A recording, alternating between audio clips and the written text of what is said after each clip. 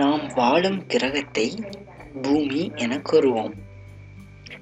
பூமியில் பல லட்சக்கணக்கான இடங்கள் உள்ளன. இவற்றில் ஒரு குறிப்பிட்ட இடத்தை தனியாக இனங்காணுவது எவ்வாறு? உதாரணமாக, அமெரிக்காவில் உள்ள யாதாயினும் ஒரு பாலம் ஒன்றை எவ்வாறு கண்டறிவது? இவ்வாறான பிரச்சனையை தீர்ப்பதற்காகவே நாம் அகலாங்கு மற்றும் நெட்டாங்கு ரேகைகளை பயன்படுத்துகிறோம். இதோ இங்கு காட்டியது போல் பூமி உருண்டையை நாம் எடுத்துக்கொள்வோம் என்றால், இதோ மேற்பக்கமாக இருக்கின்ற இந்த முனைப்பகுதியை வடமுனை என்று சொல்லப்படுகின்றது. அவ்வாறே கீழ்ப்பக்கமாக இருக்கின்ற இந்த முனைப்பகுதியை தென்முனை என்று சொல்லப்படுகிறது. அப்படி என்றால் வடக்கு, அதற்கு எதிராக தெற்கு. இனி வடக்கை நாம் நோக்கியபடி பார்ப்போம் என்றால் எமது வலக்கை பக்கமாக கிழக்கு அமையும். எனவே இந்த பக்கமாக கிழக்கும், இதோ இந்த திசையில் மேற்கும் அமைய போகின்றது. அகலாங்கு என்பது கிழக்கிலிருந்து மேற்காக வரையப்படும் சமாந்தரமான கோடுகளாகும். பூமியை வட அரைக்கோளமாகவும் தென் அரைக்கோளமாகவும் பிரிக்கும் கற்பனை ரேகையே புவியின் மத்திய கோடு என அழைக்கப்படும். நெட்டாங்கு என்பது வடக்கிலிருந்து தெற்காக வரையப்படும் சமாந்தர கோடுகள் ஆகும். லண்டனின் கிரீன்விச் நகரத்தினூடாக செல்லும் 0 பாகை கோடானது கிரீன்விச் நல்வான் என அழைக்கப்படும். 0 பாகை நெட்டாங்கானது நெடுங்கோடு என நியம பெயராலும் அழைக்கப்படும். இதோ இங்கு காட்டியது போல் லண்டன் கிரீன்விச் நகரினூடாக செல்லுகின்ற நெடுங்கோட்டை 0 எடுத்துக்கொள்ளப்படுகிறது நியமமாக. எனின் அதிலிருந்து கிழக்கு பக்கமாக சுழன்று வருவோம் என்றால் நாம் 180 பாகை வரைக்கும் அரைக்கோளத்தை கடந்து வந்து விடுவோம். எனவே அதுவரை இருக்கின்ற நெடுங்கோடுகள் யாவற்றையும் கிழக்கு நெடுங்கோடுகள் என கூறுகின்றோம். அவ்வாறே அந்த கிரீன்விச் நகரினூடாக செல்லுகின்ற நியம நெடுங்கோட்டிலிருந்து 0 பாகை நெடுங்கோட்டிலிருந்து இதோ இங்கு காட்டியது போல் தெற்கு பக்கமாக, இங்கு காட்டியதன்படி இடப்பக்கமாக 180 பாகை வரைக்கும் வந்தால் அரைக்கோளத்தை கடந்து வந்து விடுவோம். எனவே அந்த பக்கமாக உள்ள, அதாவது இது மேற்கு பக்கம் உள்ள நெடுங்கோடுகளை மேற்கு நெடுங்கோடுகள் என கூறுகின்றோம். 0 பாகை நெட்டாங்கான கிரீன்விச் கோட்டிற்கு கிழக்கு பக்கமாக 180 பாகை வரையுள்ள நெட்டாங்குகள் கிழக்கு பக்கமாக உள்ள நெட்டாங்குகள் எனவும், கிரீன்விச் கோட்டிற்கு மேற்கு பக்கமாக 180 பாகை வரையுள்ள நெட்டாங்குகள் மேற்கு பக்கமாக உள்ள நெட்டாங்குகள் எனவும் அழைக்கப்படும். உதாரணமாக, 0 பாகை நெட்டாங்கிலிருந்து 47 பாகை கிழக்காக உள்ள நெட்டாங்கு 47 பாகை E, அதாவது 47 டிகிரி ஈஸ்ட் எனவும், 0 பாகை நெட்டாங்கிலிருந்து 140 பாகை மேற்காக உள்ள நெட்டாங்கு 140 பாகை W, அதாவது 140 டிகிரி வெஸ்ட் எனவும் குறிப்பீடு செய்யப்படுகின்றன. அவ்வாறே தான் அகலாங்குகளையும் மத்திய கோட்டிற்கு மேலே, அதாவது இங்கு வடக்கு பக்கமாக உள்ள அகலாங்குகளை வட அகலாங்குகள் எனவும், மத்திய கோட்டிற்கு கீழே நாம் பார்க்கின்ற படங்களின் அடிப்படையில், அதாவது தெற்கு பக்கமாக உள்ள அகலாங்குகளை தென் அகலாங்குகள் எனவும் குறிப்பிடப்படும். இப்போது நாம் முக்கியமான விடயத்துக்கு வருவோம். அதாவது நெட்டாங்கு வழியே தான் நாம் நேரத்தை பிரிக்கின்றோம். அதிலும் எங்கு தொடங்கி என்றால் இதோ கிரீன்விச் நகரினூடாக செல்லும் நெட்டாங்கில் தொடங்கி இங்குள்ள நேரம் 0 எடுத்துக்கொண்டால் கிழக்கு பக்கமாக 180 நெட்டாங்குகள் அரைவட்டம் வரும் வரைக்கும் வரைந்து கொண்டு செல்லலாம். அவ்வாறே இந்த கிரீன்விச் நெடுங்கோட்டிலிருந்து மேற்கு பக்கமாக 180 நெடுங்கோடுகள் ஒரு பாகைக்கு ஒன்று வீதம் வரைந்து கொண்டு செல்லலாம். எமக்கு தெரியும் பூமியின் ஒரு சுழற்சி ஒரு நாள். அதாவது கிரீன்விச் கோட்டில் தொடங்கினோம் என்றால் பூமி சுழன்று மீண்டும் அந்த கிரீன்விச் கூடான நெடுங்கோட்டிற்கு நேராக வரும்போது ஒரு நாள் சுழன்றிருக்கும்.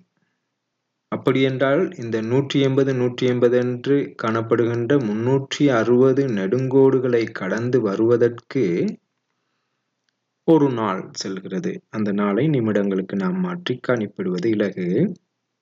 அப்படியென்றால் ஒரு பாகைக்கான நேரம் யாது என நாம் பார்க்க வேண்டுமென்றால் 360 பாகை நெடுங்கோடுகள் கடப்பதற்கு எடுக்கின்ற நேரம் ஒரு நாள் என்பதை கொண்டு கணிக்க முடியும். இதோ இவ்வாறு அதனை கணிக்கலாம். இதுதான் அந்த கணிப்பு. அதாவது 360 பாகை நெட்டாங்குகளை எடுத்துக்கொண்டால் அதற்கு ஒரு நாள் தேவை. அதாவது 360 பாகை சுழலுதல் என்று எடுத்துக்கொண்டாலும் சரி, அல்லது 360 நெட்டாங்குகளை தாண்டி செல்வதை கருதி கொண்டாலும் சரி, பூமியின் ஒரு சுழற்சியில் 360 பாகை நெட்டாங்குகளை கடப்பதற்கு சமன். அவ்வளவும் சேர்ந்து ஒரு நாளுக்கு சமன். ஒரு நாள் என்பது 24 மணித்தியாலம். அந்த 24 மணித்தியாலம் என்பது 24 தர 60 நிமிடம். எனவே ஒரு நெட்டாங்கு ஒரு பாகை வித்தியாசத்தில் உள்ள ஒரு நெட்டாங்கை கடப்பதற்கு எவ்வளவு நேரம் எடுக்கும் என பார்க்க வேண்டுமென்றால் 24 தர 60 நிமிடத்தை 360ஆல் பிரிக்க வேண்டும். 60ஐ 360ஐயும் பிரிக்கலாம் 6 தடவைகள். அந்த 24ஐ 6ஆல் பிரிக்கும் போது 4 நிமிடம் என்ற விடை நமக்கு கிடைக்கும். இது ஒரு முக்கியமான தரவு. எனவே அது 4 நிமிடம் என நமக்கு கிடைத்தது. அந்த 4 நிமிடத்தை நாம் வேறொரு வகையில் ஒப்பிடுவோம். என்னத்துக்கென்றால் இதோ கிரீன்விச் நகரத்தினூடாக செல்லுகின்ற நெடுங்கோட்டிலிருந்து ஒரு பாகை கோட்டிற்கு 4 நிமிடம், மேலும் ஒரு பாகை சென்றால் இன்னொரு 4 நிமிடம், அவ்வாறே மேற்கு பக்கம் சென்றாலும் வித்தியாசம் 4 நிமிடம். ஒவ்வொரு பாகையாக நெடுங்கோடுகள் தாண்டி செல்ல செல்ல நேரம் மாற்றம் அடையும்.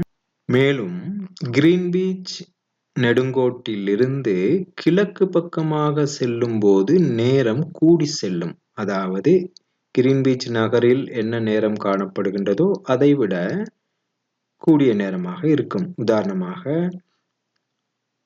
இங்கு 2 மணி என்று சொன்னால், மாலை 2 மணி என்று சொன்னால், ஒரு பாகை கிரீன்விச் கோடு கிழக்கு பக்கமாக செல்லும் போது 2 மணி 4 நிமிடமாகும்.